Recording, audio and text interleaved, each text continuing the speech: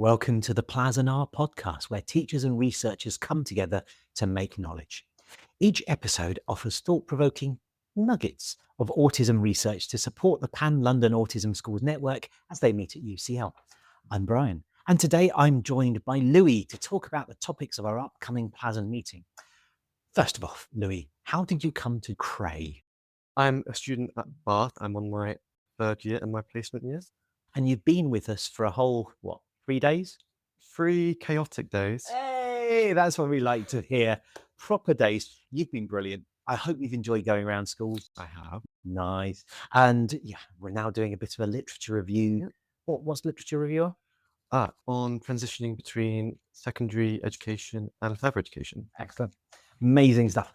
So we have got the lovely Jenny Davies coming to join us to talk about, and this is what this section is about, the co-creating of good CPD, that's continuing professional development for teachers through Appreciative Inquiry.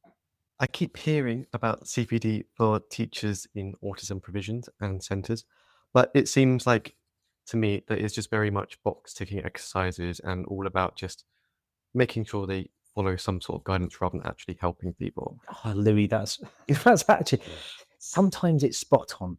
There are ways of doing it better, and that's what Jenny's going to be talking to us about. So research shows that much autism CPD is information heavy rather than practice focused. So part of what PLASN is trying to do is to change that balance. Also, there was a report, I think it was Lindsay et al. 2013, where many teachers still feel underprepared even after training. Okay, but in that case, what's really missing that's causing that? So CPD, it works best when it's ongoing and collaborative. So if it's just, here's an information dump, that's not going to work. If it's just a one-off, again, that's not going to work.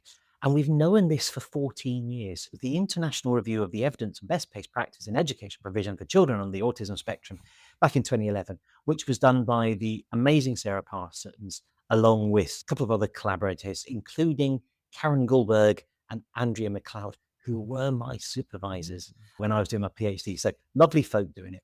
Now that review, it noted that that many CPD or training efforts are patchy, short-termed, disconnected from practice, and lack follow-up.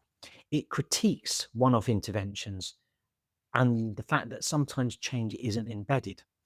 I would also add to that, autistic voices are often absent from the training, and that sometimes risks reinforcing stereotypes. So how does Appreciative Inquiry fit into all of this? It's a different way of doing CPD. In lots of the literature that you look through, it used to be shortened as AI. And I think that's just now really confusing. So but let's avoid that one. So Appreciative Inquiry is a way of doing training that focuses on teachers' strengths, not their deficits. It asks, what's going well? How do we build on it? And it responds to that sort of supply and demand. I know back when I was a teacher, I wanted training on the children I had then and there, not some imaginary children in the future. So you have to work with the students you have today. Back in the 1980s at Case Western Uni in the USA, this model of Appreciative Inquiry came together. It tries to fight deficit models of fixing broken teachers, or fixing broken anyone, because it's not just done in teaching anymore. And it was based around the 5 Ds. You define what it is that you want to get better at. You then discover what's already working, dream about what could be, design ways to get there, and then deliver a change. Sometimes it's called create destinies. It's a bit grandiose sometimes. So I think that was Cooprider and Whitney, 2005. They put together as a review of this model, that positive framing, how we can do stuff better, create sustained change. So this is a way of doing CPD that isn't about, here's one session, it's done. Yeah. This is how we change how teachers think about stuff. In particularly autism provisions at schools, it means valuing staff expertise and autistic perspectives as co-creators. I would like to take it even further. It's not just asking teachers what they want. You actually go to the classes and saying, what does your teacher need? And they'll be brutal. Yeah, so it's all about really building something and actually doing something constructive rather than just quote unquote fixing it. Exactly.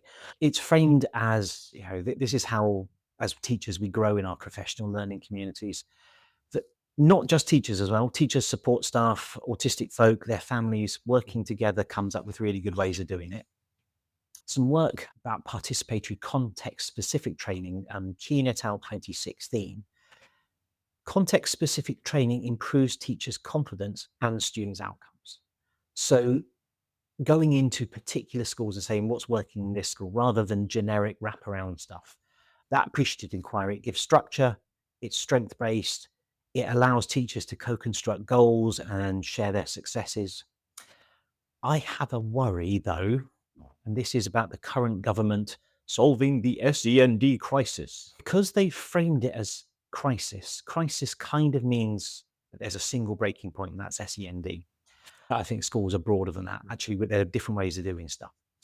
I think also doing it as the SEND crisis, it lends itself to people starting to think, oh, there's too many SEND children, rather than children who didn't get support back in the day. Back in the 80s, we had very little support. Back in the 60s, support doesn't even mean. That's because schools are better.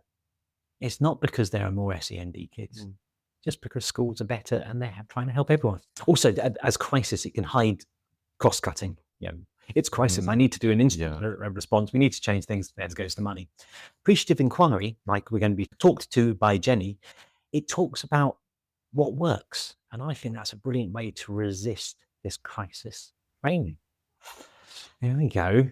Did that kind of make sense? No. Yeah, nice stuff. In that case, let's wrap this up, as we quite often do, with a high five.